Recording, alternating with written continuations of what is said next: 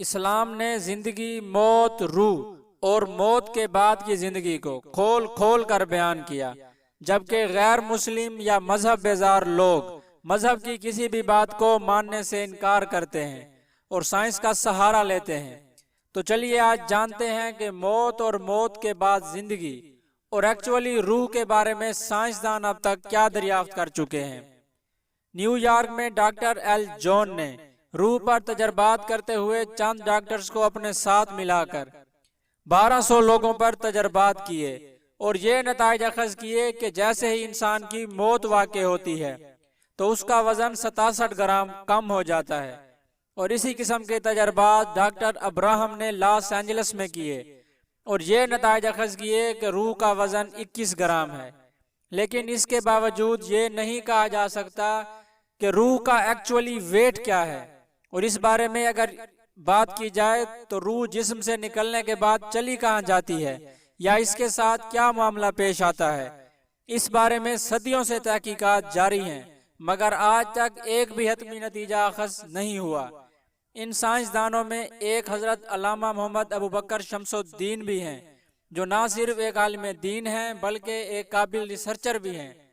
انہوں نے کتاب روح کے نام سے ایک کتاب بھی لکھی، اور یہ کتاب کئی صدیوں تک روح کے موضوع پر ایک اتھارٹی سمجھی جاتی رہی۔ اس کتاب میں علامہ صاحب نے لکھا کہ غیر اسلامی مذاہب روح کے بارے میں کہتے کیا ہیں، اور قریب المرگ لوگوں پر انہوں نے جو تجربات کیے ان کو بھی اس میں شامل کیا۔ اور اس کے بعد اس موضوع پر ایک انتہائی اہم کتاب ڈاکٹر ریمن نوری کی بھی ہے، جو امریکہ کے معروف فزیشین ڈاکٹر ہونے کے ساتھ ساتھ ریسرچر اور فلاسفر بھی تھے۔ انہوں نے لائف آفٹر لائف کے نام سے ایک کتاب لکھی، اور اس کتاب کے دنیا بھر میں 1,30,00,000 نسخے فروخت ہوئے، اور اس کے بعد یہ کتاب دنیا میں سب سے زیادہ فروخت ہونے والی بن گئی، اور اس کتاب کو 1 درجن سے زیادہ زبانوں میں ترجمہ کیا گیا۔ اس کتاب میں انہوں نے 150 ایسے لوگ جو مر کر زندہ ہوئے کی 50 ایسی باتیں لکھی جو تقریباً سب میں مشترک تھیں، جس میں بتایا گیا کہ موت کے دوران انسان انتہائی کرب سے دوچار ہوتا ہے اور مرنے والا خود کو پاس بیٹھا دیکھتا ہے، کمرے میں اپنے دیگر مردہ رشتہ داروں کو پاتا ہے، اور پھر ایک اجنبی اسے اپنے ساتھ لے کر ایک غار میں چل پڑتا ہے، اور غار کی دوسری جانب روشنی ہے، اور وہاں اس کی ملاقات ایک نوری ہستی سے ہوتی ہے جو اس کی زندگی کے بارے میں سوال کرتی ہے، اور پھر اس کی ساری زندگی ایک فلم کی طرح اس کے سامنے چل پڑتی ہے۔ یعنی انسان کی موت کے بعد اس کی ایک نئی زندگی شروع ہو جاتی ہے،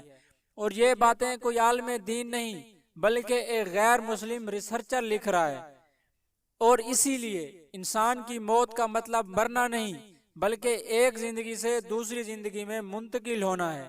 اسی لیے ہم اسے انتقال ہونا کہتے ہیں کہ آج فلاں شخص کا انتقال ہو گیا۔ دنیا بھر کی معلومات سے اپ ڈیٹ رہنے کے لیے انکشاف ٹی وی کو لائک کریں، سبسکرائب کریں اور زیادہ سے زیادہ شیئر کریں۔ اللہ حافظ۔